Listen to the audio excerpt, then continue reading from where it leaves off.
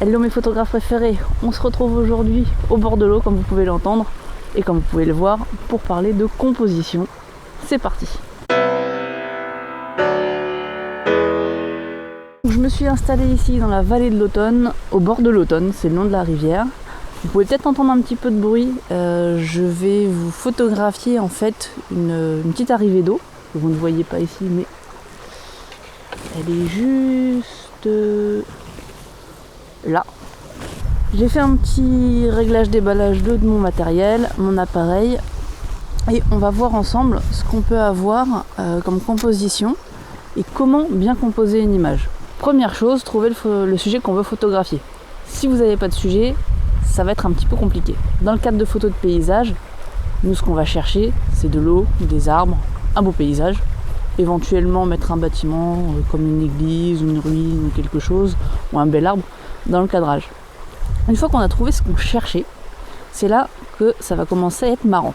Comme vous l'avez certainement déjà vu dans la vidéo que vous retrouverez juste en description, pour faire le cadrage, on a ce qu'on appelle plusieurs règles. Alors là, je vais juste vous parler de la règle des tiers et en quoi elle nous sert dans le cadre du paysage, mais vous avez aussi la règle d'or et une autre règle, enfin bon, il y en a plusieurs. Là, on va se baser sur la règle des tiers pour la photo spécifiquement de paysage. J'ai mis en place mon appareil. Pour une fois, je ne l'ai pas mis en format paysage, mais en format portrait. Parce que le sujet que je veux prendre, il n'est pas très large et je trouve que ça va beaucoup mieux dans ce format-là. Pour commencer, je vais vous montrer ce qu'on fait tous au début de notre pratique photographique, c'est-à-dire on a un beau sujet, on le met au milieu et on fait la photo. Voilà, donc là, comme vous pouvez le voir, on a un beau cours d'eau au milieu avec un petit peu de verdure autour. C'est pas forcément le plus esthétique et le plus visuel. Maintenant, je vais un tout petit peu bouger mon trépied pour bouger le sujet et pouvoir avoir mon sujet principal sur l'une des croix de la règle des tiers. Ce que j'ai me plaît pas mal et je me retrouve donc avec ma croix du bas, donc la règle des tiers, vous voyez ça fait ça et ça, comme un hashtag ou un dièse, sur la croix du tiers inférieur droit. Je suis tout pile entre deux rochers. L'avantage, c'est que j'inclus le cours d'eau et j'inclus aussi un petit peu de verdure avec ce qu'il y a à côté. Comme vous pouvez le voir, on retrouve le petit pont ainsi que les rochers et le cours d'eau. C'est déjà plus sympa, on a plus d'éléments dans l'image et elle est plus facile, on va dire, à décrypter. Ce que je peux faire, c'est me mettre de l'autre côté, donc je vais me rapprocher de vous. Et là, je me retrouve avec la croix inférieure gauche, cette fois-ci, entre les cailloux. Et voilà ce que ça donne. Je suis un peu moins fan parce que en fait l'eau va dans ce sens et mon cadrage bloque dans ce sens. J'ai beaucoup de l'image qui arrive dans l'autre sens, comme vous pouvez le voir. Donc pour moi, des trois cadrages que je viens de vous montrer, c'est le deuxième, donc c'est juste avant, qui est le meilleur. Je suis en mode ici portrait, comme je vous ai dit. Je vais maintenant me mettre en mode paysage et descendre un tout petit peu pour voir à mettre pas complètement, mais presque au ras de l'eau. Et on va avoir quelque chose de plus parlant, surtout par rapport à l'eau que je veux mettre en valeur. Là, comme vous pouvez le voir, donc je suis repassé en mode paysage et je suis accroupi. Donc on est un peu plus bas que tout à l'heure. Ce que je vais faire, donc je refais mon cadrage, je vous refais les trois photos et vous allez voir ce que ça donne. Donc là, je suis cadré pile au milieu. Pour celle-ci, je me déporte un tout petit peu sur la gauche, donc je cadre sur la croix en bas à droite. Et pour la dernière, à l'inverse, je suis en bas à gauche. Donc je vous laisse apprécier par vous-même ce que ça donne. Vous avez vu les trois. Là, ma focale, elle est pas assez longue. Je suis mis mon 85 mm. J'ai pas plus, mais je vais trouver un autre moyen de pouvoir soit prendre cette cascade en allant derrière, soit prendre autre chose. Donc je vais faire un petit peu de repérage et on se retrouve tout de suite pour un autre point de vue. J'ai trouvé un autre sujet, alors je laisse un peu tomber l'eau et ce sujet c'est juste un arbre. Mais en fait c'est un arbre qui a des couleurs un petit peu différentes des autres. Il est juste là, vous pouvez le voir, vous allez le voir plus précisément en photo.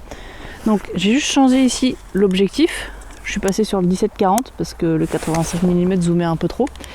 Et on va voir ce que ça donne avec tout ça. J'enlève le pare-soleil, il n'y a pas de soleil. Tout compte fait, en voyant mon cadrage, l'eau, je ne vais pas complètement l'abandonner parce que j'ai quand même une partie qui passe. Donc on va voir ce que ça donne. Je vous refais mes trois cadrages, cette fois-ci en mode uniquement paysage, avec l'arbre au milieu, comme vous pouvez le voir. L'arbre est dissymétrique, comme vous l'avez vu. J'ai mis le tronc au milieu, non pas l'arbre lui-même, parce qu'il a pris un coup de vent et en fait son gel il a vachement bien tenu. Maintenant donc, ce n'est pas le tronc que je vais mettre sur un croisement, mais l'arbre en lui-même. Vous voyez ce que ça donne. Moi je trouve ça pas mal, parce qu'on est dans le sens du vent, dans le sens du gel du vent de l'arbre, mais on perd le cours d'eau sur la droite. On l'a un tout petit peu, mais vraiment pas beaucoup. Donc on va essayer de l'autre côté. Tout compte fait, celle-ci elle marche plutôt bien, parce que comme vous voyez sur la droite, vous avez l'eau qui donne une ligne directrice qui va vers l'arbre. J'ai bougé un tout petit peu, je vais vous emmener avec moi, et je vais essayer d'avoir l'eau un peu plus, l'arbre toujours entier, et on va voir comment composer une image avec en plus une ligne directrice. Allez, on est parti. Voilà, donc on s'est éloigné un tout petit peu du cours d'eau. Voilà ce que ça donne. Donc comme vous le voyez, vous avez le cours d'eau qui part en diagonale, l'arbre, et en fait le cours d'eau amène le regard vers l'arbre. Je trouve qu'il y a encore un peu trop de pelouse en dessous de l'arbre qui sert pas trop à grand chose, donc je vais essayer de zoomer un petit peu. Le problème ici en zoomant, c'est que on va couper l'arbre et je veux pas. Pas trop mal, je vais essayer maintenant en inclinant un peu l'appareil. Ouais, bon, j'aurais pas mieux. Comme vous voyez, on est pas mal. Moi, je trouve que le vert est un peu trop présent. Il faudrait que je me mette plus au ras de l'arbre.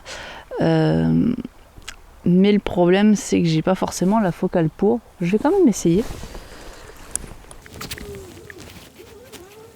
Donc vous voyez, grâce à cette vidéo, à tous les petits tests qu'on fait, c'est vraiment en testant vos compositions que vous allez pouvoir les trouver.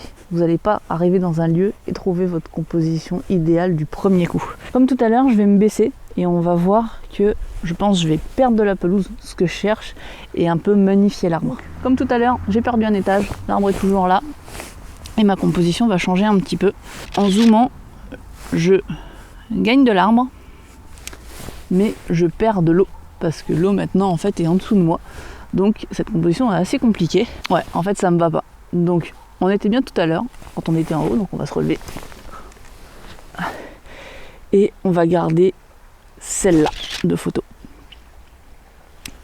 C'est un bon compromis entre l'herbe qui est quand même vachement présente, l'arbre et le cours d'eau qui nous donne une ligne directrice pour le regard. Comme vous pouvez le voir, faire une bonne composition et qui nous plaît surtout, c'est pas la chose la plus simple du monde, mais plus vous allez en faire, plus vous allez pratiquer comme beaucoup de choses, plus vous allez y arriver. J'ai toujours détesté entendre ce que je viens de vous dire, mais en fait il n'y a pas de secret, il faut le faire. Hier il pleuvait, donc je me suis dit qu'aujourd'hui c'était l'occasion jamais de vous faire une vidéo au sujet de la composition. J'espère qu'elle vous a plu. Comme d'habitude, dites-moi en commentaire si vous avez par exemple des astuces pour vos compositions à vous, des petits trucs, vous mettre par terre, debout, surélevé.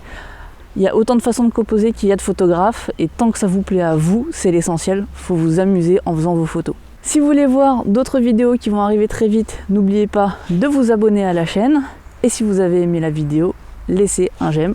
Si vous n'avez pas aimé et que vous trouvez que mettre un sujet pile au milieu, c'est toujours la même chose, mettez un pouce rouge, on rigolera bien. D'ici la prochaine fois, comme d'habitude, n'oubliez pas que quels que soient vos rêves, visez toujours la lune, car même en cas d'échec, vous atterrirez dans les étoiles. Bye bye. Bande de petits vénards, la vidéo a failli ne pas exister. Je viens de rentrer dans ma voiture, et ce que vous entendez n'est pas de la pluie, mais bien de la grêle. Regardez.